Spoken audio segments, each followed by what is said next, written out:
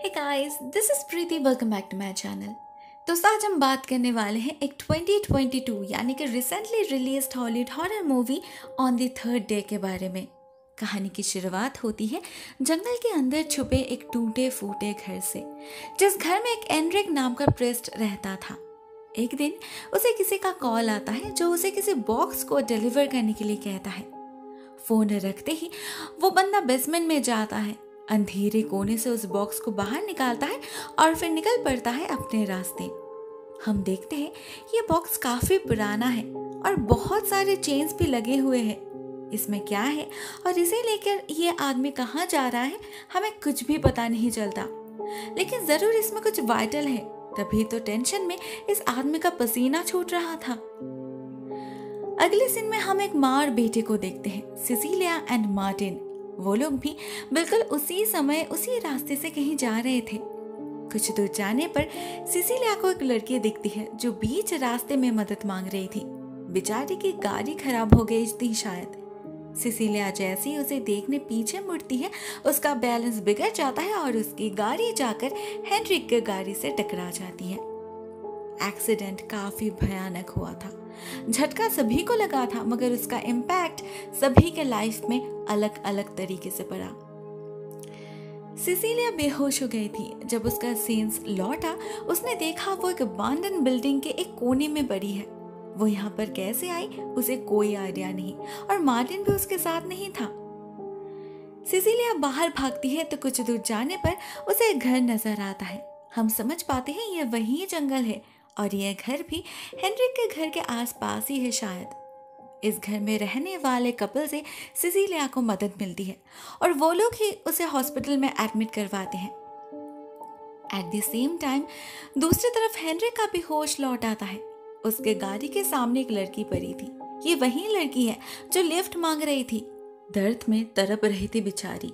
उसे इतनी चोट लगी थी कि वो हिल तक नहीं पा रही थी, मगर एक्सीडेंट में वो कैसे घायल हो सकती है? वो तो बहुत दूर खड़ी थी ना। जैसे हेनरिक उसके पास जाता है, अचानक वो बहुत ज्यादा एक्साइटेड हो जाता है, चिल्लाने लगता है ये खून तुम्हारा नहीं है कहकर, और फिर उस लड़की को लेकर वो कहीं गायब हो जाता है। अगले दिन में हम पहुंच जाते हैं हॉस्पिटल में जहां सिसिलिया एडमिटेड थी। उसका एक्स हस्बैंड फर्नांडो आता है उससे मिलने। उससे पूछता है मार्टिन कहाँ पर है, मगर सिसिलिया अभी तक ट्रॉमा से बाहर नहीं आ पाई थी। उसे कुछ भी याद नहीं आ रहा था। ऊपर से जब फर्नांडो उस पर चिल्लाने लगता है तो सिसिलिया डर जाती है, बिल्कुल सहम से जाती है। वो उसे अजीब अजीब से विजन आने लगते हैं, जिसमें से मार्टिन दिखता है एक रेड जैकेट में। वो बार बार एक दरवाजे के पीछे जाकर छुप रहा था। सिसिलिया को इसका कोई मतलब समझ नहीं आता, ना उसे कुछ याद आता है।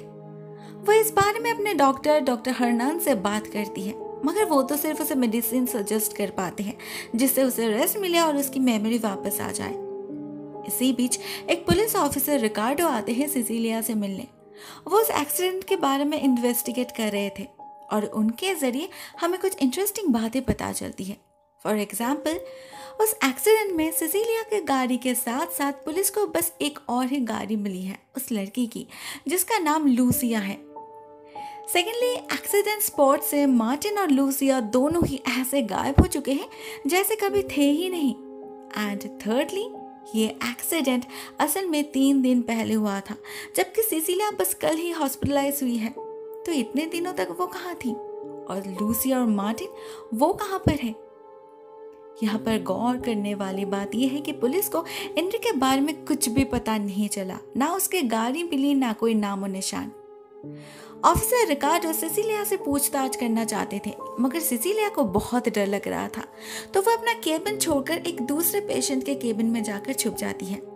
उस पेशेंट को न जाने क्यों सिसिलिया को देखकर बहुत डर लग रहा था, तो वो चिल्लाने लगती है और सिसिलिया उसका मुंह बंद करने के चक्कर में उसे मार डालती है। उसे खुद कुछ समझ नहीं आ रहा था ये कैसे हो गया, उसमें इतनी ताकत कहाँ से आ गई। डर के मारे सिसिलिया हॉस्पिटल से भाग निकलती है। जब ऑफिसर रिकार्डो और डॉक्टर हर्नान उस केबिन में जा पहुंचते हैं तो उन्हें सिर्फ उस दूसरे पेशेंट की लाश मिलती है। उसका मुंह खुला था, आंखें बाहर निकले हुए थे, भयानक दिख रही थी वो। रिकार्डो का सारा शक जा गिरता है सिसिलिया के ऊपर। वो उसे ढूंढने निकल पड़ते हैं उसके घर के तरफ। इधर डॉक्टर हर्नान को भी टेंशन होने लगा था क्योंकि सिसिलिया की हालत बिल्कुल भी ठीक नहीं थी, इसीलिए वो भी रिकार्डो के साथ जाते हैं। हम देखते हैं सिसिलिया हॉस्पिटल से निकलकर सीधा अपने घर में जा पहुंचती है अपने कुछ कपड़े और कुछ पैसे लेने, मगर तभी उसे फिर से वो विजन आता है और वो पैनिक करने लगती है। ठीक इसी वक्त फर्नांडो कहीं से आकर उस पर हमला कर देता है। वो सिसिलिया को चोक करने लगता है और फिर उसके माथे को आने पे पटक भी देता है। मगर कुछ देर बाद जब रिकार्डो और हर्नान इस घर में आ पहुंचते हैं तब उन्हें ना फर्नांडो मिलता है ना सिसिलिया कहीं दिखती है। बस पूरा घर उलट पुलट हो चुका था, चीजें बिखरे पड़े थे और आने पे खून लगा था। डॉक्टर हर्नान को और ज्यादा टेंशन होने लगता है, कहीं फर्नांडो ने सिसिलिया को मार तो नहीं डाला। मगर असली बात तो कुछ और ही थी। जब वो अपने गाड़ी में घर लौट रहे थे उसे सिसिलिया दिखती है अपने गाड़ी के बैक सीट में। वो रिकार्डो के डर से वहां छुपी थी। उसे अपने बेटे को ढूंढना था मगर उसकी तबीयत ठीक नहीं लग रही थी, तो वो डॉक्टर हर्नान से मदद मांगती है। कहती है फर्नांडो उसे मारना चाहता था, उसने बहुत मुश्किल से अपनी जान बचाकर भाग निकली। उसके बाद वो कहाँ गया उसे कोई आइडिया नहीं। डॉक्टर हर्नान उसके हालत समझ पा रहे थे। वो उसे अपने घर ले जाते हैं, दवाई देते हैं और फिर अपने कलीग से उससे मिलवाने का प्रॉमिस भी करते हैं। असल में भले ही सिसिलिया को पिछले 2 दिनों की कोई भी बात याद नहीं थी, मगर उसका दिल कह रहा था उसका बेटा जरूर किसी खतरे में है, तो वो उसे जल्द से जल्द ढूंढना चाहती थी। डॉक्टर हर्नान का ये कलीग एक हिप्नोटिस्ट है, वो जरूर सिसिलिया के उस हिडन मेमोरी को वापस ला सकता है। इसी होप के साथ वो लोग रात के ठीक 12 बजे उससे मिलने का डिसाइड करते हैं। मगर डॉक्टर हर्नान को पता नहीं था ऑफिसर रिकार्डो उस पर शक कर रहे हैं। वो उनसे सिसिलिया के बारे में पूछते भी हैं। जब वो कुछ भी जानने से इनकार कर देते हैं तो रिकार्डो उसका पीछा करने लगते हैं। ठीक इसी समय हम एनरिक को देखते हैं जो अपने घर में लूसिया को टॉर्चर कर रहे थे, पहले उसे बॉक्स में डाल के और उसके बाद रस्सी से बांध कर। उनका बिहेवियर देख के ऐसा लग रहा था जैसे लूसिया पोजेस्ड हो। वो बार बार उससे पूछ रहे थे वो कहाँ गए, मगर लूसिया कुछ बता नहीं पाती। तो एनरिक एक हथौड़े से मारकर उसकी जान ले लेता है और फिर उसके लाश के ऊपर बहुत सारे सॉल्ट एंड अदर केमिकल्स डाल के जला देते हैं। उधर तब तक 12 बज चुके थे और हर्नान भी सिसिलिया के साथ अपने कलीग के घर पहुंच चुका था, मगर उसे कोई आइडिया ही नहीं था ऑफिसर रिकार्डो भी उसके पीछे पीछे यहाँ पहुंच चुके हैं। वो लोग अंदर जाने के साथ साथ रिकार्डो अपने टीम को इन्फॉर्म कर देते हैं। इधर घर के अंदर जब वो हिप्नोटिस्ट सिसिलिया से बात कर रहे थे तो वो नोटिस करते हैं सिसिलिया को होली चीजों से तकलीफ हो रही है। उन्हें अजीब लगता है मगर वो अपना प्रोसेस बंद नहीं करते। देखते ही देखते सिसिलिया हिप्नोटाइज्ड हो जाती है और पहुंच जाती है 3 दिन पहले उस एक्सीडेंट के वक्त। हमें पता चलता है उसका पति फर्नांडो एक शॉर्ट टेम्पर्ड अब्यूसिव इंसान है जो मार्टिन को उससे दूर करने की धमकी देता है। उसके हाथ से बचने के लिए ही उस रात सिसिलिया उतनी जल्दी में शहर से भाग रही थी, मगर रास्ते में उसके एक्सीडेंट हो जाती है जिसमें वो और उसका बेटा दोनों ही घायल हो गए थे। उधर एनरिक को भी चोट लगी थी, मगर वो खुद से ज्यादा उस बक्से को लेकर परेशान था। एक्सीडेंट की वजह से उसका ढक्कन खुल चुका था और वो बक्सा रास्ते के ऊपर खाली पड़ा था। लूसिया तब बिल्कुल ठीक थी तो वो पुलिस को कॉल करने लगती है, मगर अचानक ही कुछ होता है और वो जाकर एनरिक के गाड़ी के ऊपर गिरती है। ऐसा लग रहा था जैसे किसी अदृश्य शक्ति ने उसे पटक दिया हो। साथ ही साथ मार्टिन भी कहीं गायब हो चुका था। सिसिलिया जब एनरिक से मदद मांगती है वो बस एक ही बात कह पाता है, देखो तुमने क्या कर दिया, अब तो सब कुछ भगवान के ऊपर है। सिसिलिया के पास ये सब सुनने का वक्त नहीं था। उसे जंगल के अंदर एक काला साया दिखता है जो मार्टिन को लेकर कहीं जा रहा था। वो उसका पीछा करती है और एक अबांडन बिल्डिंग में जाकर पहुंचती है। ये वही घर है जहां उसका सेंस लौटा था। उसके अंदर जाने पर सिसिलिया को एग्जैक्टली वही दरवाजा दिखता है जो बार बार वो अपने विजन में देखती है। ये बेसमेंट का दरवाजा था और इसके बिल्कुल सामने ही मार्टिन का जूता पड़ा था। दरवाजे के उस पार से कुछ बहुत ही अजीबोगरीब आवाजें आने लगती है तो सिसिलिया जाती है चेक करने, मगर इसके बाद क्या होता है वो हमें पता नहीं चलता, क्योंकि ठीक यहाँ तक कहते ही रियल लाइफ में सिसिलिया चिल्लाने लगती है। वो अचानक से ही बहुत ज़्यादा अग्रेसिव हो चुकी थी और उसके चेहरे पर भी बदलाव आने लगे थे। उसके क्रीपी स्माइल से ही सभी समझ जाते हैं कि वो पोजेस्ड है, इसीलिए ही तो उसे होली चीज़ों से प्रॉब्लम हो रही थी। मगर it's too late now. Doctor Hernan और उसका कलीग सब कुछ समझते हुए भी खुद को बचा नहीं पाते। तब तक बाहर ऑफिसर रिकार्डो की टीम आ चुकी थी। जब सभी लोग मिलकर अंदर आ रहे थे, अचानक ऑफिसर रिकार्डो की नजर पड़ती है डॉक्टर के गाड़ी के ट्रंक के ऊपर। वहां खून लगा था और जैसे ट्रंक को खोला जाता है सबकी बोलती बंद हो जाती है। अंदर फर्नांडो की लाश पड़ी थी, वही सेम हालत में। ऐसा लग रहा था जैसे उसने कुछ बहुत भयानक देख लिया हो। इसके ठीक बाद ही जब वो लोग घर के अंदर जाते हैं, वहां भी उन्हें डॉक्टर हरनान और उनके कलीग की लाश मिलती है। इस पॉइंट पर रिकार्डो को 100% श्योरिटी हो जाती है कि सबके पीछे असली गुनहगार सिसिलिया ही है।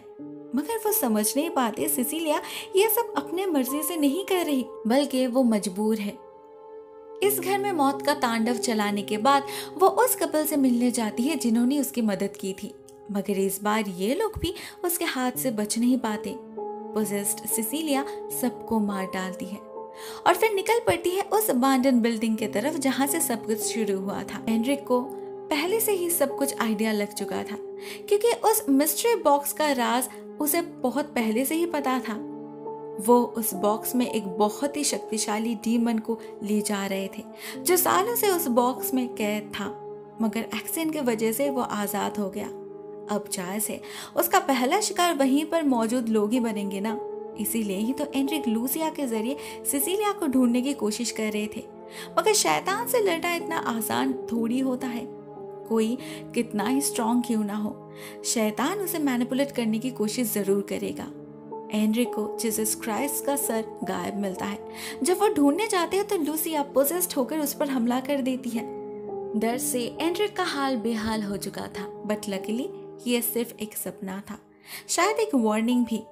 ऐसा कभी रियलिटी में ना हो, इसीलिए एनरिक लूसिया के लाश से उसका सर अलग कर देता है।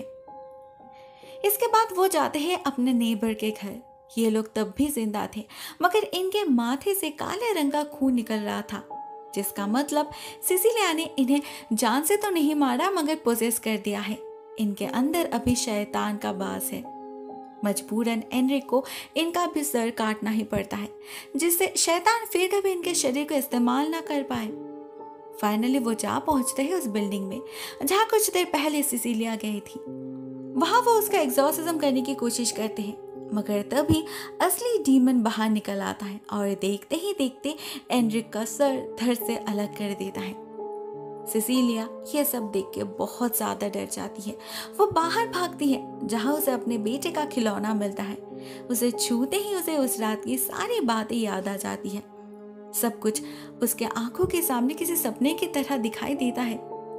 हमें पता चलता है उस रात जब वो इस घर में आई थी, तब इसी बेसमेंट के बाहर उसे मार्टिन का जूता मिला था और अंदर बिल्कुल इसी स्पॉट पर मार्टिन भी। वो बेहोश था मगर जिंदा था। सिसिलिया जब उसे जगाने की कोशिश कर रही थी, ये डीमन उस पर हमला कर देता है, तो वो अपने बेटे को बचाने उसे क्लोजेट के अंदर बंद कर देती है और खुद सामना करती है उस डीमन का। मगर उस डीमन के सामने वो एक मिनट भी टिक नहीं पाती। वो डीमन उसे मारकर उसका सारा खून पी जाता है और फिर उसे पिला देता है अपना काला खून। सिसिलिया को एक नया जीवन मिलता है, मगर इसमें वो और इंसान नहीं रहती, खुद शैतान बन जाती है। उस डीमन के गायब हो जाने के बाद जब मार्टिन उसके पास आता है, वो अपने अनजाने में ही अपने बेटे का खून पी लेती है। खुद अपने हाथों से अपने बेटे को मार डालती है। वो ये सच वो भूल चुकी थी। इनफैक्ट उसने अभी तक जितने भी खून किया था उसे एक भी याद नहीं। अब जब सिसिलिया को ये बातें याद आती है, वो खुद को संभाल नहीं पाती। कैसी माँ है वो। मगर वो डीमन उसे संभालता है। अभी से वो ही उसका गार्डियन जो है। मेन स्टोरी यहीं पर खत्म हो जाती है। मगर पोस्ट क्रेडिट सीन में हम फिर से एक बार ऑफिसर रिकार्डो को देख पाते हैं। वो सिसिलिया का पीछा करते करते इस बेसमेंट तक पहुंच चुके हैं और उसे यहाँ पर मार्टिन की लाश भी दिख चुकी है। मगर वो अचानक से ही जिंदा हो जाता है। और सिसिलिया अपने डेमोनिक रूप में ऑफिसर रिकार्डो पर हमला कर देती है। उसे मारकर उसका खून पी जाती है वो, क्योंकि अभी वो बिल्कुल उसी शैतान की तरह बन चुकी है। शायद इसीलिए एनरिक हर एक पोजेस्ड लोगों के सर को काट रहा था। नहीं तो ये शैतान जिसे भी काटेगा उससे ही फिर से एक नया शैतान जन्म लेगा, जैसे सिसिलिया और मार्टिन के साथ हुआ। इससे आगे भी ऐसा ही चलता रहेगा। ऐसे ही तो पृथ्वी में शैतान का राज शुरू होगा। दोस्तों, ये कहानी यहीं पर एंड हो जाती है। बहुत ही सिंपल सी कहानी है, ज्यादा ट्विस्ट नहीं है, ना जंपस्केयर सीन है। मुझे कहानी बहुत ही एवरेज लगी। पता नहीं क्यों IMDb पर इसे इतना ज्यादा रेटिंग मिला है। एनीवेज गाइस, आपको ये वीडियो कैसी लगी कमेंट सेक्शन में जरूर लिखना। आज के लिए बस इतना ही दोस्तों। Thank you so much for watching this video. बहुत जल्द मिलते हैं किसी और नए वीडियो के साथ। तब तक के लिए टेक केयर, टाटा।